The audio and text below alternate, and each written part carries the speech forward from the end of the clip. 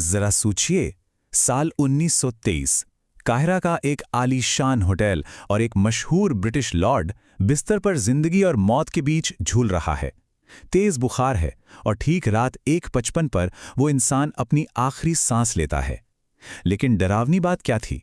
ठीक उसी पल पूरे कायरा शहर की बिजली गुल हो जाती है और यहां से हजारों मील दूर इंग्लैंड में उस लॉर्ड की पालतू कुतिया अचानक चीखती है और दम तोड़ देती है। ये कोई फिल्म का सीन नहीं है, ये उस इंसान की कहानी है जिसने कुछ ही महीने पहले एक 3000 साल पुरानी कब्र खोली थी और बस यहीं से दुनिया को मिला उसका सबसे खौफनाक अलौकिक अपराध स्थल। वो मशहूर चेतावनी कि जो इस फेरो की शांति भंग करेगा, मौत उसे अपना शिकार बना लेगी। तो चलिए आज इस रहस्य के पीछे का असली सच खंगालते हैं। आज की हमारी इस केस फाइल का नाम है तूतनखामुन और ममी का श्राप। देखिए, आज हम कोई भूतों की कहानी नहीं सुनाने वाले। एक इन्वेस्टिगेटिव जर्नलिस्ट की तरह आज हम ठोस विज्ञान और ऐतिहासिक सबूतों के जरिए इस पौराणिक मिथक का पर्दाफाश करेंगे। ये जानना वाकई दिलचस्प होगा कि कैसे महज अखबारों की सनसनी ने दुनिया के सबसे बड़े श्राप को जन्म दे दिया। टाइमलाइन पर एक नज़र डालते हैं। घटनाक्रम कुछ इस तरह से आगे बढ़ा। नवंबर 1922 में मकबरे की ऐतिहासिक खोज होती है। इसके कुछ ही महीने बाद अप्रैल 1923 में स्पॉन्सर लॉर्ड कार्नावॉन की रहस्यमय मौत हो जाती है और फिर शुरू होता है मौतों का सिलसिला। 1929 तक आते आते इस प्रोजेक्ट से जुड़े 22 लोगों की मौत हो चुकी थी। उस वक्त लोगों को पक्का यकीन हो गया था कि भाई ये तो सीधा सीधा मम्मी का शराब है जो चुन चुन कर सबको मार रहा है। अब ये अफवाहें शुरू कैसे हुई, इसका एक बड़ा ही क्लासिक उदाहरण देखिए। हावर्ड कार्टर के पास एक पालतू सुनहरी कैनरी चिड़िया थी।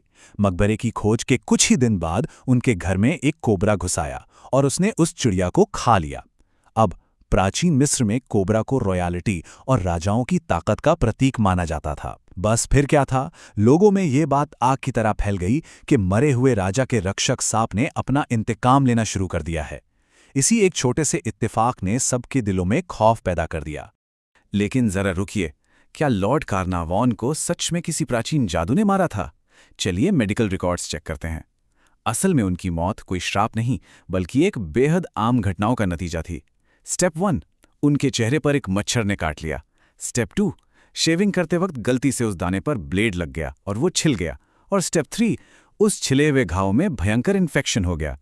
उस जमाने में यही छोटा सा इन्फेक्शन तेज बुखार और आखिरकार उनकी मौत का कारण बन गया। मतलब कोई जादू तो ना नहीं, सिर्फ एक संक्रमित मच्छर और एक दुर्भाग्यपूर्ण दुर्घटना। अब आप सोच रहे होंगे कि वो मशहूर चेतावनी कि मौत अपने पंखों पर उड़ा ले जाएगी, वो कहां से आई? लोगों को लगता था कि ये मकबरे के दरवाजे पर किसी प्राचीन पत्थर पर लिखा था, लेकिन सच्चाई सुनेंगे तो हैरान रह जाएंगे।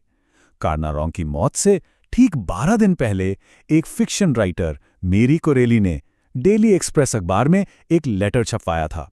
उन्होंने अपनी कल्पना से ये चेतावनी दी थी कि भाई सील बंद कब्र में घुसने वालों को सजा मिलेगी। सीरियसली, ये चेतावनी किसी प्राचीन ग्रंथ से नहीं बल्कि एक नॉवेलिस्ट के दिमाग से निकली थी। कार्नावॉन की मौत के बाद तो जैसे पूरी दुनिया के प्रेस में होड़ मच गई। शर्लॉक होम्स के रचयिता सर आर्थर कॉनन डॉयल तक ने कह दिया कि इसमें बुरी आत्माओं का हाथ है। कोई फाइनेंसर बुखार से मरा तो हेडलाइन बनी, श्राप का एक और शिकार।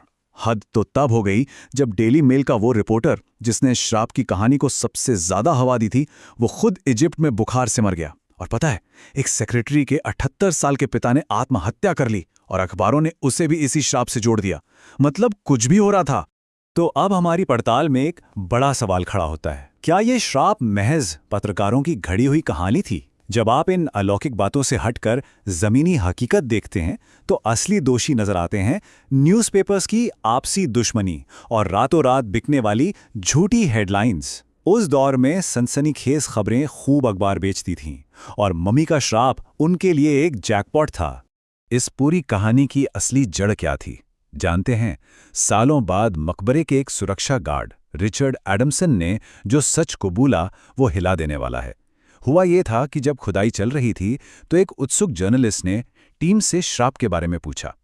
अब टीम को तो ऐसा कुछ पता नहीं था, लेकिन उन्होंने मजे लेने के लिए कुछ कहा भी नहीं, बस चुपचाप मुस्कुरा दिए।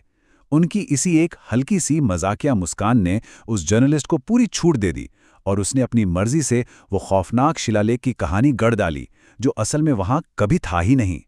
चलिए अब थोड़ी साइंस की बात करते हैं। 1963 में काहिरा यूनिवर्सिटी के डॉक्टर इज़ेडीन ताहा ने एक फोरेंसिक बायोलॉजिकल रिपोर्ट पेश की। उन्होंने पाया कि जो लोग वहां बीमार पड़े थे वो असल में एस्परजिलस नाइजर नाम के एक फंगस के शिकार थे। ये फंगस सीलबंद मकबरों में हजारों सालों तक जिंदा रह सकता है। जब आप इसे सांस के साथ अंदर लेते हैं तो फेफड़ों में भयंकर इन्फेक्शन हो जाता है। यानी जो मजदूर वहां बीमार हुए उनके पीछे कोई प्रेत आत्मा नहीं बल्कि ये हजारों साल पुराना फंगस था।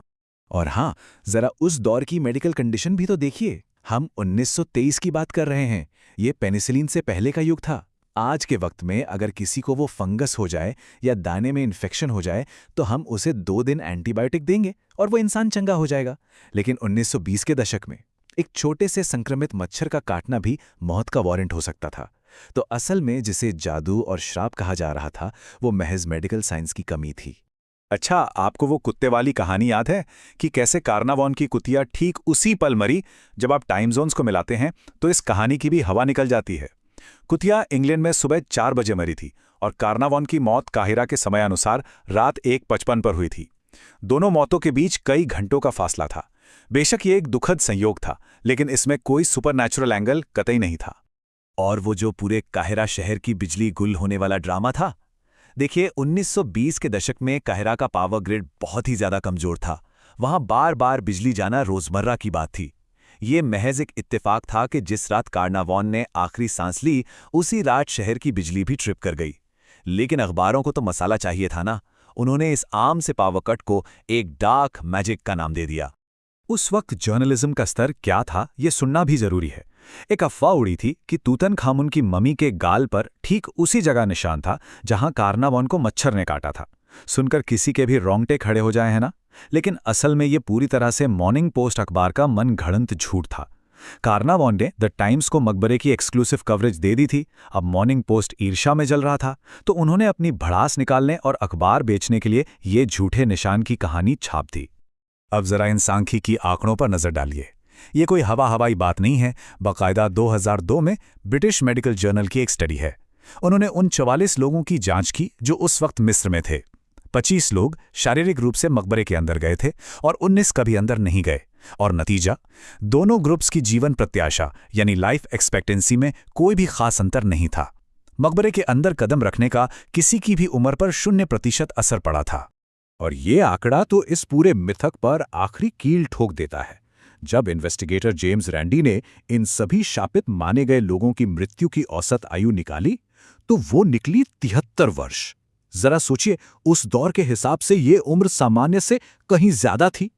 मतलब अगर कोई श्राप सच में अपना काम कर रहा था तो वो लोगों को मारने के बजाय उन्हें लंबी और स्वस्थ जिंदगी का वरदान दे रहा था। अब जरा खुद उस तथाकथित शापित राजा को तो देखिए। जब तूतनखामुन की फोरेंसिक जांच हुई तो सच्चाई बेहद दर्दनाक निकली। राजघराने में करीबी रिश्तेदारों के बीच शादी की वजह से ये लड़का जन्म से ही कई आनुवांशिक बीमारियों का शिकार था। उसे क्लब फुट था, वो बिना सहारे के चल भी नहीं पाता था। इसीलिए उसकी कब्र में 130 छड़ियां मिली। उसे हड्डियों की भयंकर बीमारी थी और मलेरिया भी था। महज 18-19 साल में दम तोड़ने वाला ये कमजोर बीमार लड़का क्या सच में किसी को श्राप देने की हालत में था? बिल्कुल नहीं। अगर सच में कोई श्राप होता तो सबसे पहले किसे मरना चाहिए था? जाहिर है जो मकबरे के सबसे करीब थे। कन्नारवान की बेटी लेडी एवेलिन, जो सबसे पहले अंदर जाने वालों में से एक थी, वो 78 साल तक जिंदा रहीं। और डॉक्टर डगलस डेरी का क्या? ये वो इंसान थे जिन्होंने अपने हाथों से मम्मी की पट्टियां खोलीं और उसकी चीरफाड़ की। डॉक्टर डेरी ने पूरे 87 साल की एक बहुत ही लंबी और हेल्दी लाइफ जी। लेकिन सबसे बड़ा सबूत तो खुद वो इंसान है जिसने ये सब शुरू किया, हावर्ड कार्टर। श्राप का प्राइम टारगेट तो कार्टर को होना चाहिए था ना, लेकिन खोज के बाद वे पूरे 16 साल तक बिल्कुल स्वस्थ जिंदगी जीते रहे। जब भी कोई रिपोर्टर उनसे श्राप के बारे में पूछता तो वो बस इतना कहते, मैं अभी भी जिंदा हूं। अंत में 64 साल की उम्र में लिम्फोमा से उनकी मृत्यु हुई, जिसका मिस्र के किसी श्राप से दूर दूर तक कोई नाता नहीं था। प्राचीन मिस्र के लोग एक बात बड़ी गहराई से मानते थे, कोई इंसान तभी सच में मरता है जब दुनिया उसका नाम लेना बंद कर देती है। तूतनखामुन का नाम इतिहास के पन्नों से पूरी तरह मिट चुका था। वो 3000 सालों तक गुमनाम था। तो अब आप खुद सोचिए, क्या हावर्ड कार्टर ने तूतनखामुन की नींद भंग की या फिर अपनी इस खोज से उस भुलाए जा चुके राजा को हमेशा के लिए अमर कर दिया? आज वो दुनिया का सबसे मशहूर फेरो है। शायद कार्टर की वजह से ही आज तूतनखामुन खुद कह सकता है, मैं अभी भी जिंदा हूं। इस विकारोत्तेजक सवाल के साथ ही हमारी आज की ये पड़ताल यहीं खत्म होती है। हमसे जुड़ने के लिए आपका बहुत बहुत शुक्रिया।